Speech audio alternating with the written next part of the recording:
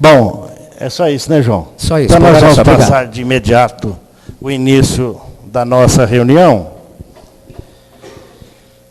Para tanto, vamos elevar o nosso pensamento a Jesus, que nós possamos reencontrar os companheiros da espiritualidade, para que nesse ambiente, esse ambiente de paz e harmonia, possamos desenvolver aqui um trabalho proveitoso, no esclarecimento e orientação do Evangelho de Jesus, comentada pelo nosso irmão Ricardo, que ele preparou o estudo para nós.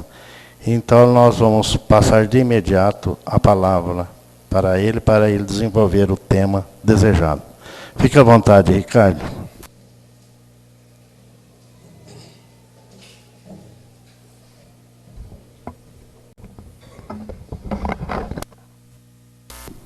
Eu apenas queria dizer que é do capítulo 5º, é o último item. Ele vai dizer o nome completo do item. Boa noite. Capítulo 6. Viu, seu Valentim? O Cristo Consolador. Esse capítulo é um dos capítulos que eu, particularmente, mais me emociono, porque a gente vai observar que as colocações aqui feitas estão no pronome, na primeira pessoa. Então, são mensagens do Espírito de verdade e que, no nosso entendimento, é Jesus que fala. O capítulo se intitula O Cristo Consolador, porque Jesus, já na época em que ele esteve conosco, ele já sabia que as lições que ele vinha nos trazer seriam de difícil aprendizado. E ele mesmo, por várias vezes, respondendo a indagações dos seus apóstolos, dizia que falava por parábolas, porque nós, espíritos contemporâneos daquela época, não tínhamos condições de entender. E o que são parábolas? Parábolas são historinhas. E a gente conta historinha para quem? Para criança. Porém, os que ouviam as mensagens do Cristo, de Jesus, eram crianças? Não, eram adultos. Então, nós podemos interpretar que as crianças, que esses adultos eram crianças emocionalmente, espiritualmente. Por isso, Jesus disse que falava por parábolas, porque não podia revelar tudo o que ele tinha para dizer, e que, num certo momento, pediria ao Pai para enviar um Consolador. Esse Consolador iria relembrar o que ele falou e contar coisas que naquela época ele não podia contar.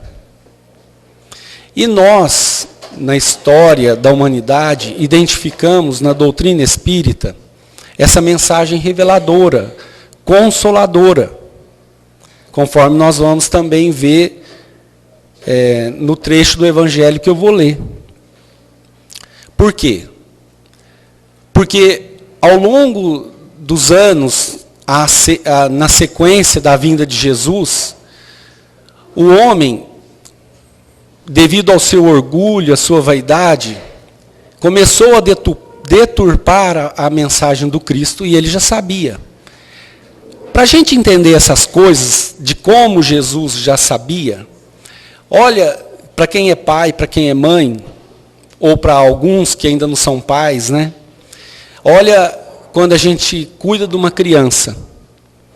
Então, uma criança, quando de repente pega um copo de vidro e sai correndo, nós somos videntes para saber que a criança pode tropeçar num tapete, esbarrar num armário, numa coisa, cair e se cortar com o copo quebrando. Nós somos videntes?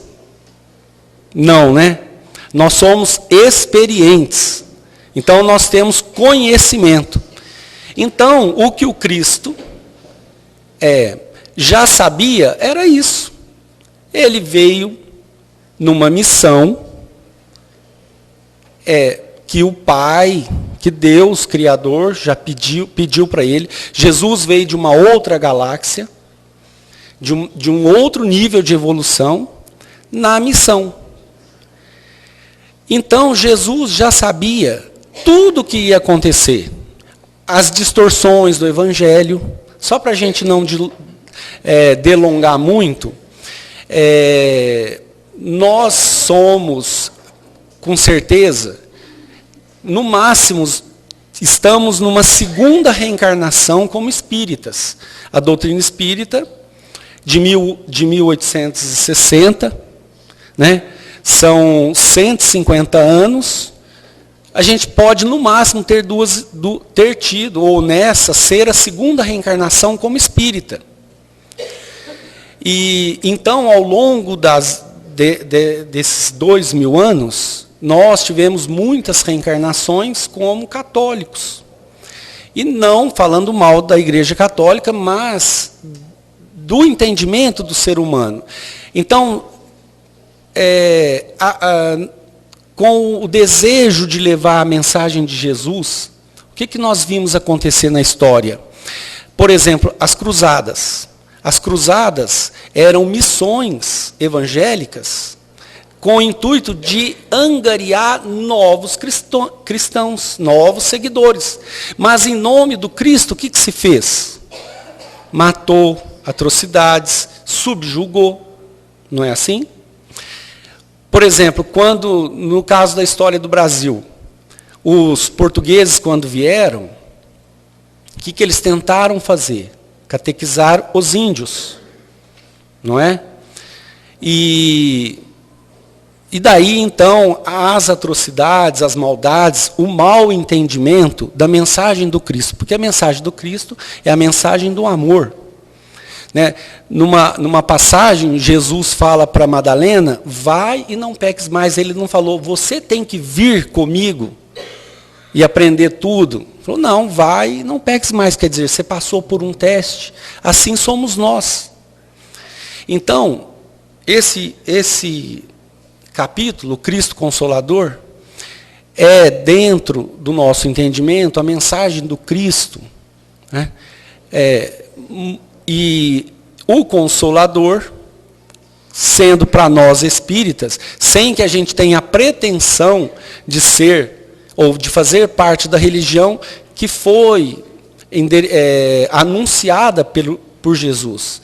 Mas como revelação, como mudança, como conhecimento novo daquilo que foi ofertado, por isso nós acreditamos ser a doutrina espírita, esse Consolador prometido. Então, eu vou ler alguns trechos daqui, do capítulo, para a gente verificar a linguagem colocada. Ricardo, você frisou bem. Presta atenção na leitura, porque é o Cristo que está falando. Se nós observarmos bem, eu não tinha observado isso. Agora que eu observo isso aí, é o Cristo que está falando. Né? Vou ler um item anterior que diz assim, é o item 3 desse capítulo, o Consolador prometido, era o que eu estava querendo falar da doutrina. Se vós me amais, guardai meus mandamentos, e eu pedirei a meu Pai, e ele vos enviará um outro Consolador, a fim de que permaneça eternamente convosco, o Espírito de verdade que o mundo não pode receber, naquele momento, porque não o vê e não o conhece. Mas, quanto a vós, que eram os apóstolos, conhecê-lo-eis, porque permanecerá convosco e estará em vós. Mas o Consolador, que é o Santo Espírito, que meu Pai enviará em meu nome, vos ensinará todas as coisas e vos fará relembrar de tudo aquilo que eu vos tenha dito. Relembrar por quê? Por que a gente precisa ficar puxando a orelha de quem erra? Porque a pessoa não está fazendo certo.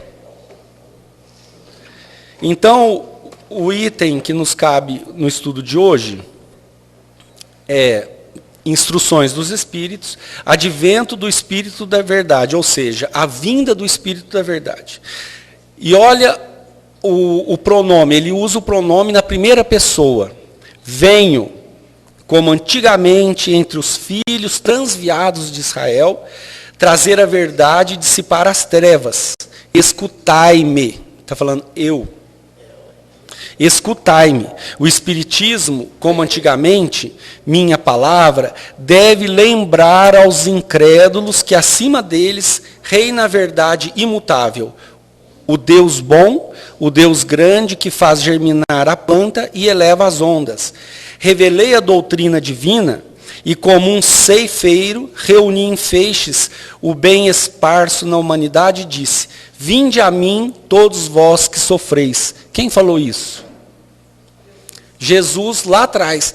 Porém, como assinatura do Espírito da Verdade na mensagem recebida, porque o Evangelho, segundo o Espiritismo, nada mais é do que as mensagens que começaram a salpicar no mundo inteirinho, na França, em todos os lugares do mundo, que Allan Kardec reuniu nos capítulos, com os comentários de Allan Kardec. Mas os homens ingratos desviaram-se do caminho reto e largo que conduz ao reino de meu Pai. Quem falava assim? Jesus. E estão perdidos nos ásperos e estreitos caminhos da impiedade, quer dizer, sem sentir com o coração, é uma pessoa impiedosa. Quer dizer, enquanto nós não nos convertermos, deixarmos o orgulho, o egoísmo de lado, trabalharmos a nossa gratidão, o nosso amor, o perdão, nós continuaremos ímpios. Então, segundo essa mensagem, nos caminhos da escuridão. Meu Pai não quer aniquilar a raça humana, quer que, ajudando-vos uns aos outros, mortos e vivos, quer dizer, mortos segundo a carne, porque a morte não existe, vos socorrais, e que não mais a voz dos profetas e dos apóstolos, mas a voz daqueles que não está mais na terra, se faça ouvir para vos proclamar. Quer dizer, nesse momento ele está falando que a voz não é mais do que os profetas já tinham anunciado, inclusive a vinda de Jesus, mas a voz daqueles que apenas não estão na terra. Orai e crede, porque a morte é a ressurreição, e a vida é a prova escolhida durante a qual vossas virtudes cultivadas devem crescer e se desenvolver como o cedro. Vou repetir. Orai e crede, porque a morte é a ressurreição, e a vida é a prova escolhida. O que nós, espíritas, aprendemos? Que nós passamos pela reencarnação para que possamos evoluir. E o que adianta, muitas vezes, nós, em ato de rebeldia, quando diante das nossas provas, podem ser elas de qualquer nível, de qualquer monta, de qualquer grandeza, moral, física, espiritual, emocional. O que nós fazemos diante da prova?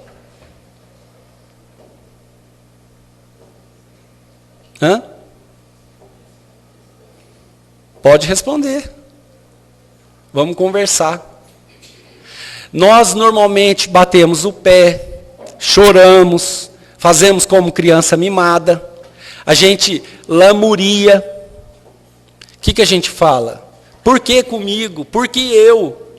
Né? Eu que dou R$10 lá no centro, todo mês, para ajudar a comprar a cesta. Não é assim que a gente fala? Nós falamos isso naturalmente, porque ninguém gosta de sofrer, ninguém gosta de ter dor, senão não existia remédio para aliviar a dor. E o remédio espiritual não tem remédio que cure, a não ser seguindo a mensagem do Cristo. Bem-aventurados os mansos e pacíficos. Olha, outro dia nós estávamos numa reunião lá no centro, que eu faço parte, e numa fala de uma colega lá, eu coloquei um assunto, uma mensagem, em que fala que a mensagem se intitula A Porta ao Lado. Então, o Dr. Drauzio Varela, nessa mensagem, ele fala que muitas vezes a gente cria confusão na nossa vida familiar, na nossa vida no trabalho, na nossa vida social, na nossa vida coletiva, porque nós não temos a humildade de sair pela porta ao lado. Por quê? Que porta ao lado é esse?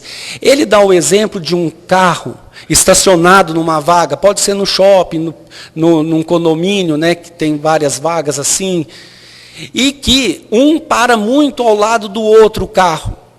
Aí esse cara, esse xarope, bandido, qualquer coisa que a gente fala, né? Outros nomes, né?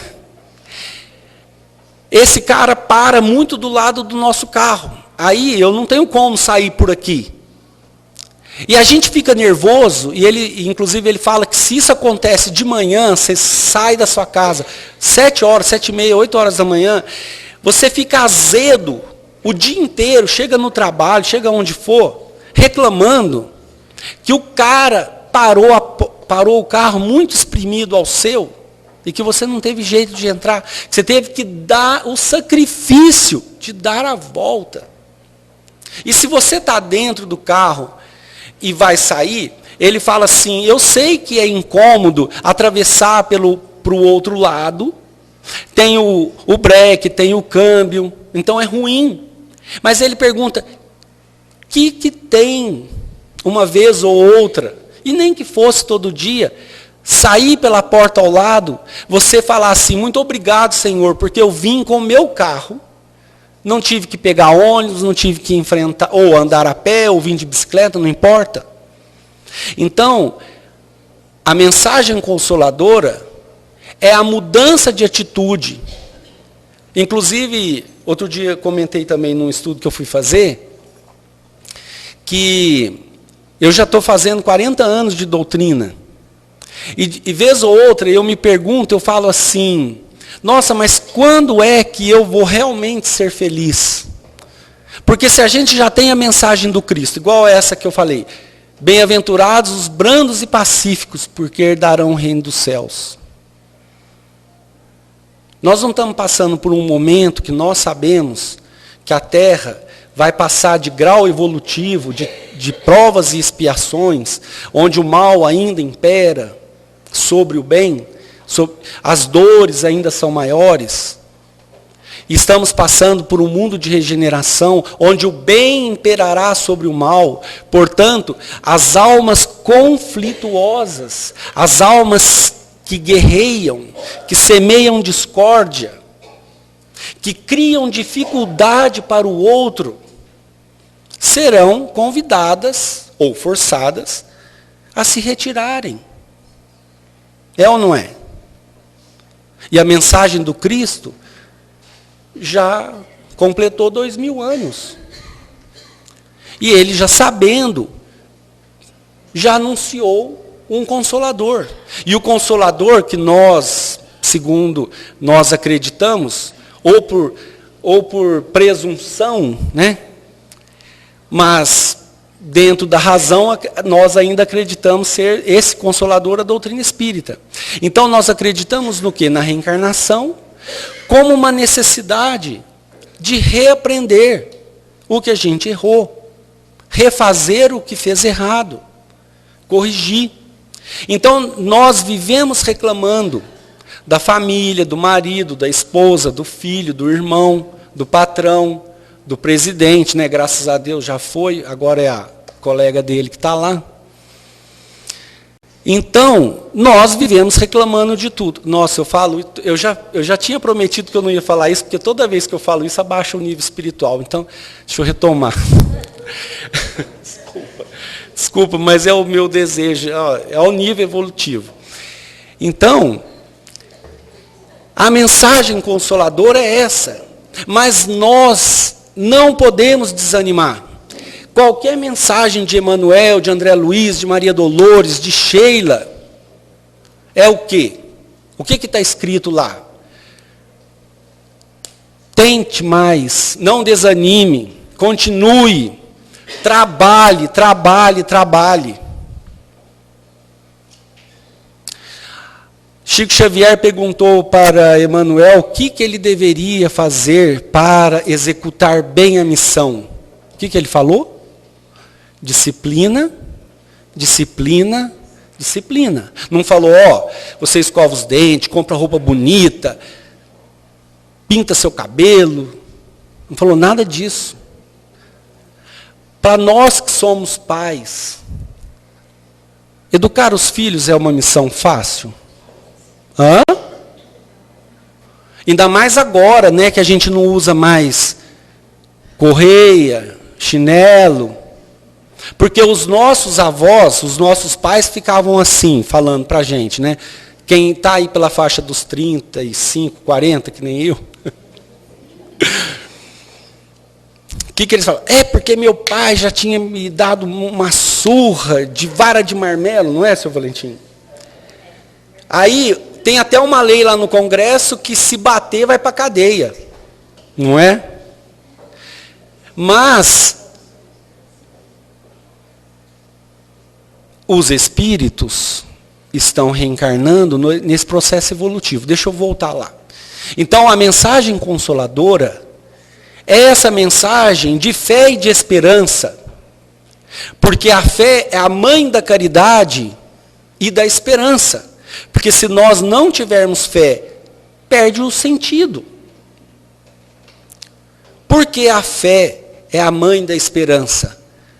Conforme Emanuel, André Luiz, Maria Dolores, Sheila, Batuíra, todos.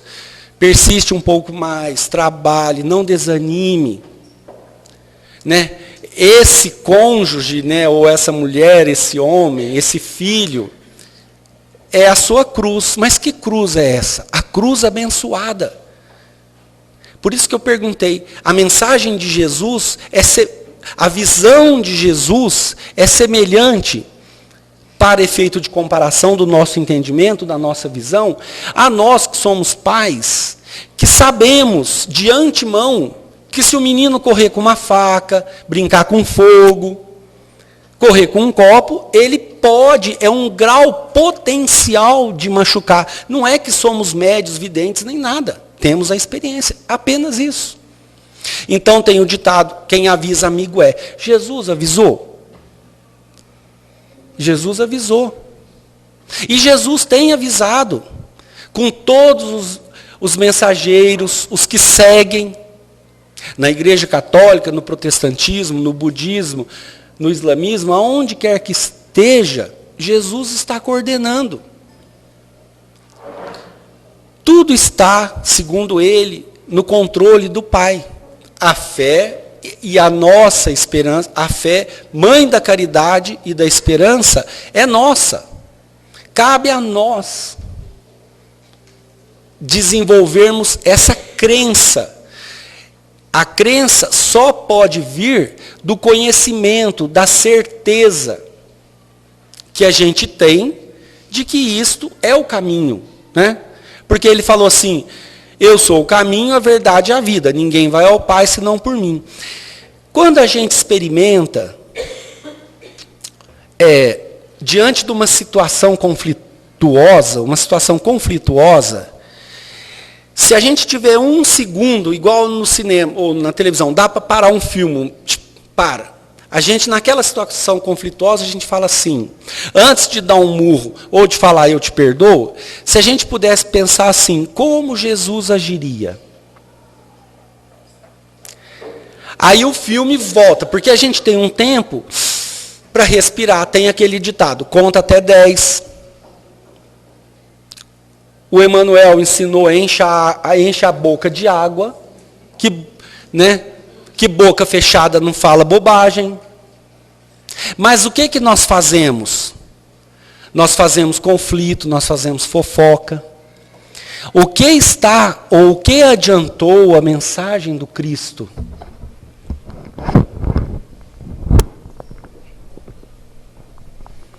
Essa imagem que está aqui. O dia que eu vi essa imagem, eu fiquei que nem uma sarna em cima do Gilmar, um colega nosso lá do outro centro, que ele fez uma explanação e essa imagem, foi a primeira vez que eu vi essa imagem. E eu acho que eu persigo Jesus. Todos nós cristãos perseguimos Jesus. Mas quando a gente faz uma avaliação sincera, honesta, íntima, nós temos muita dificuldade de pôr a mensagem de Jesus dentro do nosso coração. Nós temos muita dificuldade em dizer, eu sou um cristão. Porque ser cristão é fácil. Aí você pergunta para algumas pessoas, você é espírita? A pessoa fala assim, estou tentando, não sou espírita. Claro, se você acredita na reencarnação, na lei de causa e efeito, né? Ou seja, tudo aquilo que você fez, você vai colher. Você fez bem? Colhe o bem. Se você não fez o bem, mas eu não lembro. Tá, uma das leis é essa, esquecimento do passado. Aí a gente tem uma prova do esquecimento do passado, por quê? Porque a gente encontra uma pessoa, tem afinidade, e dali nasce uma grande amizade. Aonde que foi isso? Do grátis? E a gente encontra uma outra pessoa que a gente não tem afinidade, que a gente tem aversão, dificuldade. Por que um filho mata um pai? Por que um pai mata um filho ou uma mãe? A gente não vê isso. Um irmão mata outro, puxa o tapete, trai, corrompe. Por quê? Porque nós somos espíritos em evolução. Então, a mensagem consoladora é esta mensagem aqui. É o encontro do Cristo conosco. E Jesus é incansável. Porque como espírito evoluído, ele já mesmo tinha dito que estarei convosco até o fim dos séculos. Enquanto uma ovelha do rebanho a mim confiado não for resgatada, eu não descansarei. Ou seja, ele está falando do item 7 do capítulo 17º, o dever, que está no livro está no Evangelho segundo o Espiritismo. O dever é o dever íntimo da consciência de você para você. Ou seja, então ele não é como nós que muitas vezes, diante de uma dificuldade na empresa, com o chefe, né? Eu que, por exemplo, tenho um chefe, a gente adora meter o pau no chefe, né? E muitas vezes nós não vemos que nós estamos errados. E muitas vezes, para quem é chefe, também não vê que ele é muito tirano em cima dos seus subordinados. Então, as nossas relações de amor, ela tanto vai daqui para lá, quanto de lá para cá. Então, a mensagem do Cristo é essa aqui, ó. Olha esse jovem. Agora ele está sereno, não está? Somos nós agora, no centro, fazendo reflexões. Nós estamos fazendo reflexões. Eu falei agora mesmo que já vai fazer 40 anos que eu estou na doutrina, e eu mesmo me pergunto, quando é que eu vou ser bondoso, generoso, irmão, fraterno? A palavra que está ultimamente na minha cabeça, no meu coração é essa, eu estou perseguindo a fraternidade. Então, o meu irmão que está caído, eu não vou reparar. O que eu posso fazer por ele? Eu posso fazer alguma coisa? Então eu faço. Se eu não posso, mas ele está caído porque ele não quis trabalhar. Eu não tenho nada a ver com a vida dele. Eu tenho com a minha. O dever é comigo. Então eu não vou julgar. Se eu puder dar a mão, isso é fraternidade. Então, nós somos esse jovem que, por rebeldia, brigou com o pai, com a mãe, estava gastando muito, usando droga, sei lá. Rebelde, né? A gente como criança mimada. Vou embora dessa casa. Quantas vezes a gente já falou isso, não já? Eu já ouvi da minha filha, né? E com certeza nós já falamos para os nossos pais, né? Então, nesse momento, nessa mata aí, Jesus veio ao encontro. Você acredita que ele fez uma oração e pediu a vinda de Jesus? Eu acho que Jesus veio ao encontro dele. E ele está ao nosso encontro. Ele veio até nós. Mas enquanto nós não dobrarmos o nosso coração, bem-aventurados os mansos de coração, é a palavra do Cristo. E como Jesus, eu estava falando, para a gente entender a mente de Jesus, aí eu falei para a gente fazer um paralelo, né? Nós na nossa missão de pais, ou daquele que guarda alguém, que cuida de alguém. Água mole, em pedra dura, tanto bate, até que fura. Jesus já sabia, então veio o Evangelho. Gente, quem tiver um pouquinho de paciência, pega lá o Evangelho de Mateus, pega lá o Evangelho de Mateus, de João, de Lucas, qualquer um, escolhe um. E lê aquilo lá. É impossível que aqueles caras, porque enquanto eles estavam vivendo com Jesus, eles não estavam escrevendo nada. Eles estavam vivendo. Ninguém pensou assim, eu vou pegar um caderninho e vou anotar as receitinhas. Tudo isso que está nos evangelhos. Então, nós que somos espíritas, podemos entender. E porque eu estou falando isso porque eu fui ler essa passagem do Evangelho, lá no Evangelho mesmo, na Bíblia. Então, é impossível que eles não fossem médiuns. E que o próprio Cristo escreveu em João, em Lucas, em Mateus, em Tiago, e iluminou Paulo, que antes era Saulo, que somos nós, né? Que enquanto a gente fazia guerra, nós éramos Saulo. Porque eu tenho certeza que todos nós já somos Paulos da vida.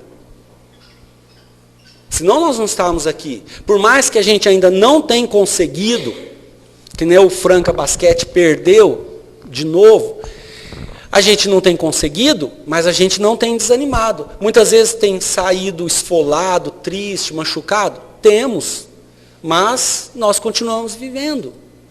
Quantas vezes a gente fala assim, se eu pudesse, eu falava pro motorista parar que eu quero descer. Não é? Mas a gente ainda não fez essa atrocidade. Nós não cometemos essa atrocidade, ainda bem, né? Então nós viemos ao encontro de Jesus no centro, para todos nós que temos as nossas reuniões semanais, e nós aprendemos que o estudo do Evangelho não se deve dar apenas no centro espírita, né? Deve se dar também no culto no lar, culto ao Evangelho no lar. Porque vai ser muito difícil para nós, né, que temos filhos, deixa eu completar o raciocínio. Então é difícil para nós que temos filhos, quando a gente abre o Evangelho, e lá fala assim, em amor, em bondade, aí o filho vira para nós, porque criança hoje em dia é verdadeira, não é? Não era igual os pais de antigamente, cala a boca, menino. Não é assim, né? Então a criança fala, pai, você fez isso, não está de acordo com o evangelho. Então você tem que dar o testemunho fala, meu filho, é isso que eu estou te falando. Quem avisa, amigo é. O papai já passou por esses erros, estou passando, por isso que eu estou te ensinando, porque eu já sou mais experiente. O que a mãe do Chapeuzinho Vermelho fez para Chapeuzinho Vermelho? Filha, leva esses docinhos na casa da vovó. Preparou na cestinha. Mas a mãe do Chapeuzinho, como amava Chapeuzinho, ela falou assim, vai filha. Ou ela orientou como deveria ir. Ela orientou como deveria ir. Falou, filha, não vá pela floresta. Vá pela estrada da ponte, que é mais longe, mas é mais segura. O que nós, na nossa vida, temos feito? Temos escolhido a estrada da ponte ou da floresta? A gente gosta de aventura, eles não falam que tudo que é proibido é melhor? Olha a mente humana. Quer dizer, se é proibido, é mais saboroso, é mais gostoso, excita mais. Ou corremos mais riscos.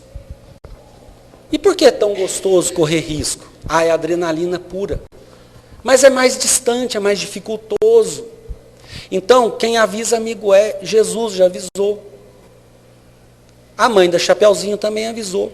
E aí, no nosso ato de rebeldia, talvez perdidos na selva, na floresta, das nossas irreflexões, da nossa não aceitação, da nossa teimosia, da nossa inflexão, do nosso orgulho. Eu errado? Não, quem está errado é você. Isso é orgulho. Não aceitar. Muitas vezes, num diálogo entre um e outro, a pessoa está falando, o esposo, o marido, não sei quem, até o filho, né? Pode parar que eu já sei onde você quer chegar. A gente nem deixa a outra pessoa falar, como se nós fôssemos donos da verdade.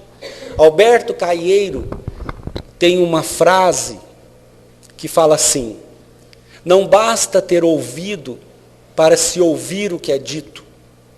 Tem que haver silêncio interno. Ou seja, o ditado antigo, quando um burro está falando, é simples. Mas por que nós complicamos? Porque nós temos os dois, numa pergunta que eu não sei qual do Evangelho, deixa eu voltar para cá, porque está sendo filmado e eu esqueço disso.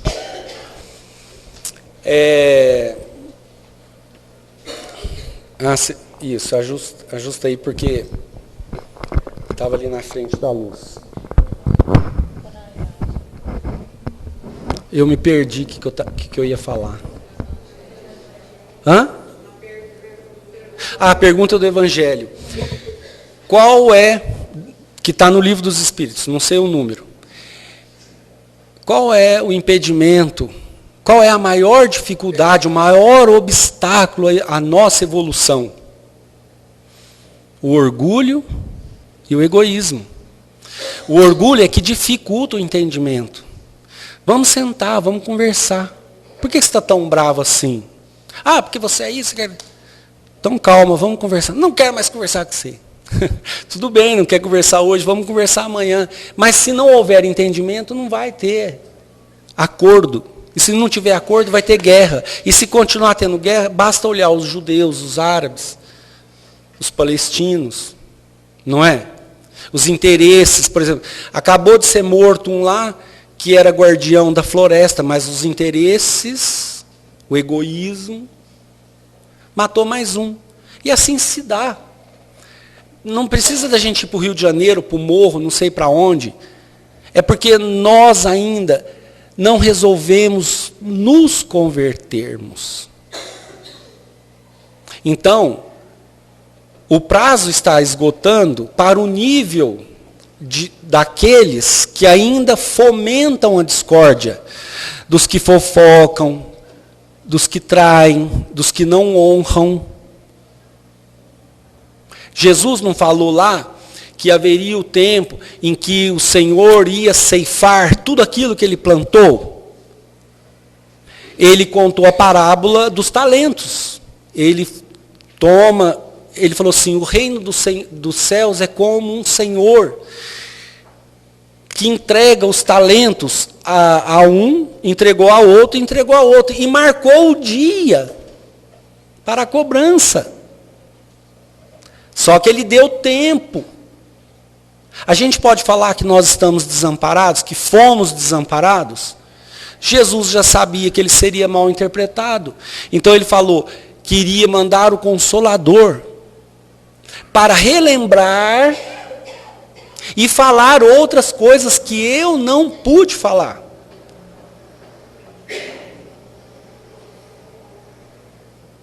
Já deu tempo, né, senhor Valentim? Então a nossa mensagem de hoje é apenas esse alerta para que nas nossas reflexões possamos nos tocar mesmo intimamente. Essas conclusões para mim, se dão muito nas experiências vividas. Todos aqui temos experiências. A minha filha, um dia, ela é muito brava, muito sistemática. Então, um dia ela falou assim para mim, sobre o namorado dela: pai, o que eu faço para o João se tornar espírita? Aí, naquele momento, deve ter sido uma iluminação, assim, porque eu vibro com a resposta que eu dei, mas eu sei que talvez não tenha sido eu o inventor da história. E depois eu fiquei refletindo dos meus atos também. Então eu falei assim, depois desse momento de reflexão, eu falei assim: filha, o dia que você for uma pessoa amável, doce, porque ela é estressada, ela é virginiana, quem conhece virginiano, com ascendente escorpião? Então tá. Filha, o dia que você for amável, delicada, suave, que você tenha sempre palavras de esperança, o João vai falar assim: nossa, Fer, você mudou tanto. O João vai te perguntar: aonde você aprendeu essas coisas? Porque você era estressada, sistemática, nada podia estar fora do lugar, que você já brigava.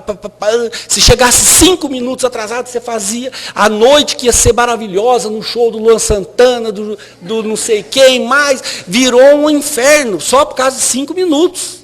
E à noite ia ter 4 horas, 5 horas de show, de música, disso, daquilo.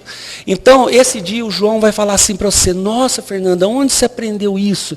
Você vai falar: ô, João, eu tenho ido lá no Centro Espírita e tanto de bater aquelas mensagens do Cristo, eu me converti. Aí ele fala assim: nossa, então me mostra aonde que fica essa fonte.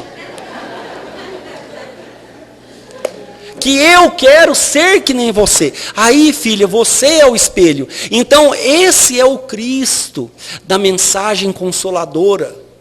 Vinde a mim, todos vós que sofreis, estáis cansados, eu vos aliviarei.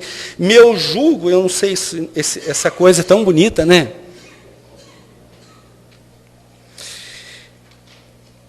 Tomai meu jugo sobre vós é que depois que eu fiz 38 anos, meu óculos está horrível. E aprender de mim, que sou brando e humilde de coração, e encontrareis o repouso de vossas almas, porque meu jugo é suave e meu fardo é leve. Muita paz a todos. Nós agradecemos o Ricardo pelo seu estudo. E realmente não foi lida essa mensagem, porque ela é longa, são três instruções do Espírito da Verdade, que, como nós vimos aí, é o próprio Cristo que nos trouxe essa mensagem. Então, aqueles companheiros, esse capítulo, terminou o capítulo 6º, são só 3 itens. É o jugo leve, o Consolador prometido e o advento do Espírito da Verdade. Esse advento do Espírito da Verdade aqui são 4 mensagens que os companheiros, se lerem, vocês vão sentir realmente o que o nosso irmão Ricardo disse. É isso mesmo, a nossa transformação moral. Nós agradecemos, Ricardo, e vamos passar a segunda parte da nossa reunião. Pediria aos companheiros que se dirigissem rapidamente à Câmara de Paz.